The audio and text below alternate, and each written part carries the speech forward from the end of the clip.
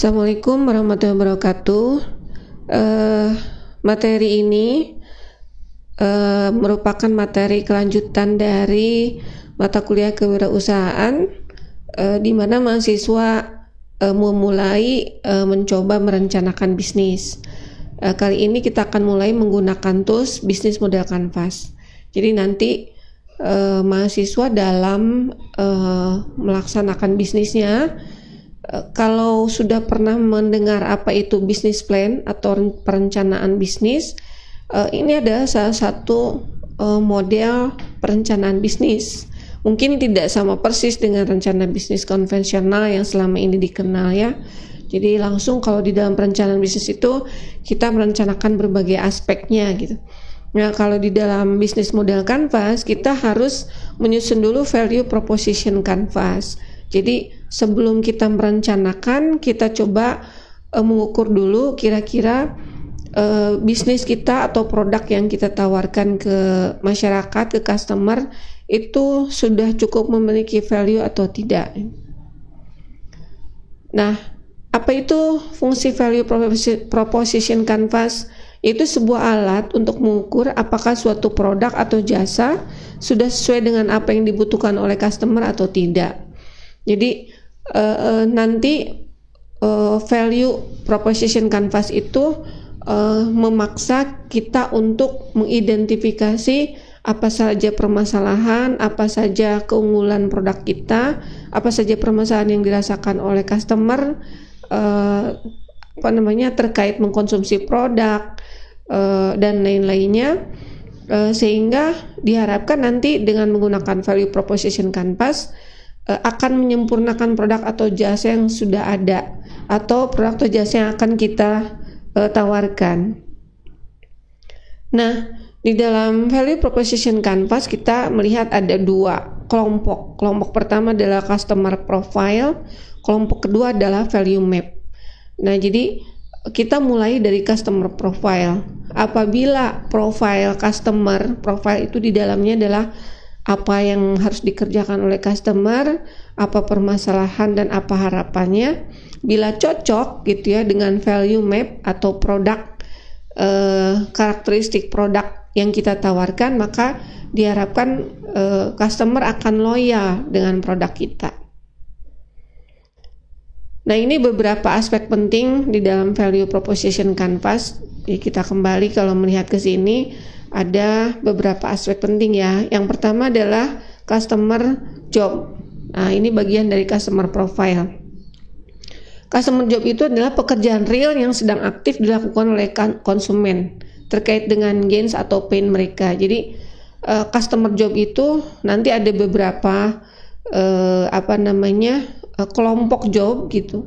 Dari mulai terkait dari aktivitas kalau mau membeli produk gitu ya, sampai dengan mengkonsumsinya, hingga yang secara umum basic, misalnya apa sih tugas utama atau pekerjaan utama dari customer. Misalnya kalau kita memilih segmen pelajar dan mahasiswa, misalnya kita mau buat produk snack misalnya, dengan target pasarnya adalah pelajar dan mahasiswa, maka salah satu pekerjaan pelajar dan mahasiswa adalah belajar misalnya. Berikutnya adalah gain. Gain itu adalah benefit atau keuntungan yang sedang dicari-cari oleh konsumen terkait dengan produk yang kita tawarkan. Jadi yang menjual snack sudah banyak. Kita nanti perlu mengidentifikasi kalau terkait dengan snack, apa sih sebetulnya harapan yang ingin didapat oleh pelajar dan mahasiswa kalau mengkonsumsi snack misalnya. Berikutnya pain. Pain itu adalah hal negatif, emosi atau resiko yang sedang diusahakan untuk dikurangi oleh customer. Jadi ketika customer menginginkan snack gitu ya, mereka akan mencari penjual atau produk yang meminimalisir pain mereka. Gain creator yaitu bagaimana produk dan jasa dapat menciptakan gains dan meningkatkan value customer. Sedangkan pain reliever yaitu bagaimana suatu produk dan jasa dapat mengurangi pain. Jadi kita nanti harus mengidentifikasi dulu customer job, gains, dan pains. Lalu setelah itu kita mencoba mengidentifikasi apakah snack yang ditawarkan oleh kita bisa menjadi gain creators dan pain relievers atau tidak. Nah, ini kita lihat customer job. Kalau kita tadi coba batasi bahwa yang namanya customer kita atau segmen produk kita adalah para pelajar dan mahasiswa, maka ketika bicara customer job yaitu aktivitas pelajar dan mahasiswa yang mereka ingin selesaikan dengan mengkonsumsi atau membeli snack dari kita atau dari manapun kalau mereka mau beli snack. Aktivitas itu dapat berupa tugas atau tahapan yang harus dikerjakan dan diselesaikan untuk memecahkan masalah atau memenuhi kebutuhannya. Untuk mempermudah dalam menjawab customer job, kita bisa lihat dari pekerjaannya apa secara fungsional. Jadi secara fungsional dari mengkonsumsi snack ini, misalnya apa sih yang harus mereka lakukan? Pekerjaan sosialnya apa? Maksudnya dengan mengkonsumsi snack itu harapan mereka di luar dari merasakan enaknya, misalnya ya snack itu, mereka misalnya ingin merasa bangga karena snack yang mereka makan adalah snack yang keren misalnya. Pekerjaan emosionalnya apa? Merasa lebih baik, merasa aman. Misalnya ketika mahasiswa dan pelajar itu pekerjaannya adalah belajar, maka yang diharapkan adalah mereka merasa bisa lebih fokus dalam belajar. Secara emosional mereka bisa menikmati belajar dengan lebih baik gitu ya. Belajarnya merasa lebih nyaman. Apa saja kebutuhan dasar dari pelajar yang ingin dipenuhi? Jadi kebutuhan yang ingin dipenuhi dengan mengkonsumsi snack secara mendasar adalah misalnya ingin proses belajarnya efektif, lebih fokus, misalnya tidak merasa bosan, seperti itu. Nah, customer pain point adalah sebuah problem yang spesifik yang dirasakan oleh customer terkait dengan produk kita di marketplace. Jadi kita itu mengidentifikasi customer point tidak harus dari produk kita saja, tapi juga secara umum produk lain dengan karakteristik produk yang sama tentunya itu apa pain yang dirasakan oleh customer. Ya, pain itu bisa dirasakan dari mulai memesan sampai dengan mengkonsumsi. Problem ini can be extremely diverse. And identifying all of them may not be as easy as you initially think. Jadi untuk mengidentifikasi problem atau pain customer itu sebetulnya agak sulit ya. Tidak semudah seperti yang kita pikirkan. Jadi sebaiknya tidak pakai sepertinya, kayaknya gitu. Jangan seperti itu karena apa yang kita pikirkan belum tentu sama. Kenapa diverse? Karena setiap customer berbeda-beda gitu. Makanya kita perlu melakukan riset ya. Setiap customer berbeda-beda sehingga pain mereka berbeda-beda. Getting to the bottom of your customer pain point involves a degree of thinking outside the box. Jadi untuk coba memahami customer pain, kita harus mulai berpikir keluar dari biasanya atau tidak seperti biasa. And putting yourself in the shoes of your customer. Jadi betul-betul memposisikan customer sebagai raja, memposisikan customer itu sebagai orang yang harus kita layani sebaik-baiknya. Nah, dari situ maka akan lebih mudah barangkali kita nanti mengidentifikasi customer pain. Pain itu apa saja? Misalnya di sini ada beberapa contoh ya. Kita bisa menilai pain dari apa saja yang biasa dihindari oleh customer. Misalnya waktu yang lama, harga yang mahal. Apa saja emosi negatif customer yang biasa muncul kalau mengkonsumsi produk, misalnya frustasi, menjengkelkan, mengganggu, memusingkan. Apa saja solusi yang ada tapi buruk untuk customer, misalnya fitur yang kurang, performa yang kurang, atau produk tidak berfungsi. Apa kesulitan utama yang dihadapi customer? Misalnya, sangat sulit menggunakan atau mengakses layanan. Customer pain point bisa dialami sebelum melakukan transaksi atau bahkan oleh pelanggan saat sudah membeli jasa atau barang kita atau sudah selesai mengkonsumsi. Nah, kalau kita coba kelompokkan, karena nanti mahasiswa dalam mengidentifikasi customer pain harus mengelompokkan itu painnya ada di mana. Nah, ada beberapa kelompok pain. Yang pertama adalah support pain point, yaitu ketika customer tidak mendapatkan bantuan dalam menyelesaikan proses pembelian. Misalnya, mereka tidak dapat menemukan solusi ketika mereka ingin bertanya, misalnya, atau ketika mereka ada kendala dalam pemesanan. Nah, maka otomatis mereka akan meninggalkan aplikasi atau akan meninggalkan situs kita, gitu. Misalnya, ketika mereka melakukan chat, kita tidak segera menjawab, yang menjawabnya hanya mesin saja, misalnya, padahal mereka ingin mendapatkan jawaban personal, misalnya. Atau ketika customer meminta nomor WhatsApp, kita tidak memberikan nomor, misalnya. Beberapa problem di dalam proses pembelian bisa juga terjadi di offline, misalnya pembeli atau customer misalnya merasa kesulitan, misalnya karena harus datang saja baru bisa beli, gitu. Yang kedua adalah proses pain point, yaitu kendala yang dihadapi pelanggan akibat proses yang kurang optimal. Hasil survei menunjukkan 75% pelanggan cenderung pindah menggunakan brand lain ketika mengalami kesulitan dalam proses pembelian. Nah, jadi ini merupakan sesuatu yang sebetulnya mudah diidentifikasi. Misalnya, ini ada contoh, misalnya call centernya hanya buka jam 8 jam saja, misalnya katanya call center, tapi hanya bisa dikontak di jam kerja, jam 8 sampai jam 4 atau jam 5 misalnya. Kan jadi susah ya. Atau customer harus membuka banyak halaman di website hanya untuk mengetahui ini kalau saya mau beli gimana cara ordernya, misalnya. Nah, itu beberapa proses yang bisa membuat orang udah merasa malas duluan, gitu.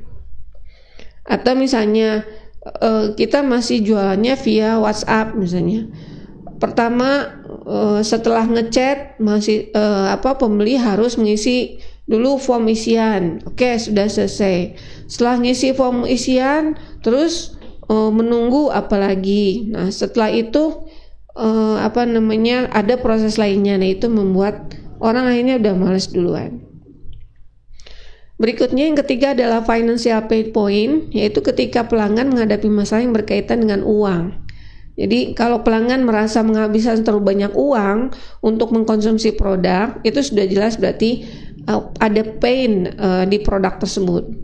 Ya, beberapa contoh financial pain point, misalnya expensive subscription plans or membership fees. Nah, jadi ada misalnya beberapa keuntungan yang ditawarkan oleh perusahaan, misalnya kalau misalnya jadi member, misalnya nanti akan dapat keuntungan ini. Tapi untuk jadi membernya tuh biaya membershipnya tuh besar, misalnya. Sedangkan kebutuhan kita terhadap produk tersebut tidak terlalu sering, misalnya. Atau low quality products that will need to be replaced frequently despite being marketed to last. Jadi kadang-kadang kata orang ini produk emang sih murah, tapi cuman kuat berapa lama, sehingga udah pastilah dalam jangka waktu berapa lama kita harus beli yang baru. Nah, itu juga berarti pain bagi pembeli, ya. Kadang-kadang masalahnya bukan karena kok harga murah menuntutnya banyak sih, gitu ya. Ya barangkali ya itulah namanya customer, ya. Proses membeli ulang juga bagi mereka itu kan biaya. Fees added on to at the checkout. Jadi kadang-kadang ada beberapa fee gitu ya. Kalau kita misalnya masuk ke sebuah layanan, misalnya di samping harga ini ada juga misalnya selain pajak ada lagi sumbangan apa gitu. Fees dramatically jumping up after a certain time period. Jadi tiba-tiba saja ada kenaikan misalnya. Lack of transparency about the final price. Nah ini juga nggak boleh ya. Tadinya misalnya udah mah tidak ditulis harganya, pas di chat dikasih tahu harganya, katanya harganya segitu. Nanti setelah kita order, terus akan keluar rincian harga ada tambahan-tambahan banyak. Nah itu sebetulnya dikatakan tidak transparan ya, karena ternyata final price-nya itu tidak sama dengan harga yang di awal dikatakan. Productivity pain point. Pada dasarnya tujuan orang membeli suatu produk atau jasa adalah karena mereka menginginkan efisiensi baik waktu maupun tenaga. Ya tentu saja ya. Misalnya ketika mengkonsumsinya aja repot sekali gitu ya, memakan waktu. Terus dalam mengkonsumsi juga kita misalnya jadi tidak bisa, orang bilang tidak bisa menikmati kemudahan, tidak ada keunggulan. Produktivitas tidak menjadi bertambah gitu dengan mengkonsumsi produk tersebut. Bagaimana cara mengidentifikasi customer pain? Nah ini jadi mahasiswa bisa mengetahui apa saja pain yang dirasakan oleh customer terkait snack, misalnya tadi kalau bisnisnya snack ya. Yang pertama bisa dengan riset pasar secara kuantitatif. Nah hanya ini barangkali agak sulit ya dengan menyebarkan kuesioner. Bisa saja sih misalnya kalau penjualannya via WhatsApp, customer diminta untuk mengisi Google Form misalnya, tapi kita melihat berapa harga produk kita, terus berapa banyak customer yang bisa diminta untuk mengisi kuesioner. Ini harus hati-hati. Memang kelebihannya ini akan menghasilkan jawaban yang lebih spesifik ya. Berikutnya adalah riset sales kualitatif. Nah kalau ini tim salesnya aja langsung ngobrol gitu ya dengan customer, apa aja sih sebetulnya kesulitan-kesulitannya baik terkait produk kita maupun secara umum gitu. Jadi tim sales itu kan langsung berhubungan dengan customer ya. Nah dari situ kan selain memang memberi kesan gitu ya bahwa perusahaan itu care kepada permasalahan customer, juga akan mendapatkan jawaban menurut saya yang lebih real gitu ya, yang lebih personal gitu. Nah hanya kalau riset secara kualitatif juga itu makan waktu dan biaya ya, karena ya kebayang hanya berapa customer saja yang bisa dilakukan survei secara kualitatif. Berikutnya kalau survei, pertanyaan dalam survei sebaiknya to the point gitu ya, agar pelanggan tidak merasa waktunya banyak terbuang. Bedakan antara pertanyaan survei untuk riset ilmiah gitu ya dengan riset pasar gitu. Jadi betul-betul kita hanya menanyakan yang penting dan yang memang kalau kita melihat kepada kemampuan perusahaan, coba fokus lebih banyak menanyakan aspek-aspek yang mungkin bisa diperbaiki oleh perusahaan. Live chat, nah ini juga udah biasa ya sekarang, minta review dari live chat. Review ini bisa dari transaksi di marketplace misalnya, di media sosial ini juga bisa. Wawancara ini juga cara yang terbaik untuk menggali customer pain point, sehingga kualitatif itu sebetulnya mirip dengan wawancara ya, hanya barangkali kalau kualitatif bisa dilakukan secara online gitu, pertanyaan-pertanyaan yang kualitatif, sedangkan wawancara itu bisa juga secara online tapi ada deskripsi yang jauh lebih banyak. Nah, ini juga membutuhkan waktu yang jauh lebih banyak ya. Artinya customernya mungkin tidak banyak yang bisa diwawancara. Media sosial. Nah, ini media sosial ini sekarang menjadi sumber informasi yang luar biasa kaya gitu ya, karena netizen bisa bicara apa saja ya tentang produk atau brand kita. Atau amati kompetitor. Jadi tadi untuk mendapatkan informasi tentang customer pain point, kita bisa juga melihat bagaimana respon-respon customer kepada produk dari kompetitor. Nah ini hasil survei, ini survei dari Ekspedisi Internasional ya, Ini surveinya di Singapura, Malaysia, Vietnam, Thailand, dan Indonesia, di mana hasilnya mengatakan bahwa 34% customer di Asia Tenggara itu merasakan pain yang terbesarnya adalah pada parcel delivery. Jadi aspek delivery itu sering 34% besar ya, sering menjadi pain yang terbesar gitu ya bagi customer. Jadi kan kita dengan kecanggihan teknologi sekarang tidak harus besar dulu untuk melakukan penjualan ke luar negeri ya. Jadi informasi ini saya pikir penting sekali. Nah, ini nanti mahasiswa bisa membuat kelompok pain berdasarkan 4 kelompok tadi ya, support, proses, finansial, productivity. Nah, ini maksudnya coba dibuat, diidentifikasi. Tentu sebelumnya harus melakukan survei dulu gitu. Silahkan dikelompokkan sesuai dengan karakteristik produknya sehingga mahasiswa bisa benar-benar mendapatkan gambaran jelas kalau mau menjalankan produk ini loh pain-pain yang selama ini dirasakan oleh customer. Saya pikir itu saja, mudah-mudahan sangat membantu dengan membuat customer pain ini. Karena apa? Saya lebih suka sebelum membahas tentang gain ya, apa yang didapat oleh customer, painnya dulu deh, karena pain ini lebih memungkinkan untuk produk kita atau perusahaan kita memiliki keunikan atau competitive advantage. Saya pikir itu saja. Terima kasih. Assalamualaikum warahmatullahi wabarakatuh.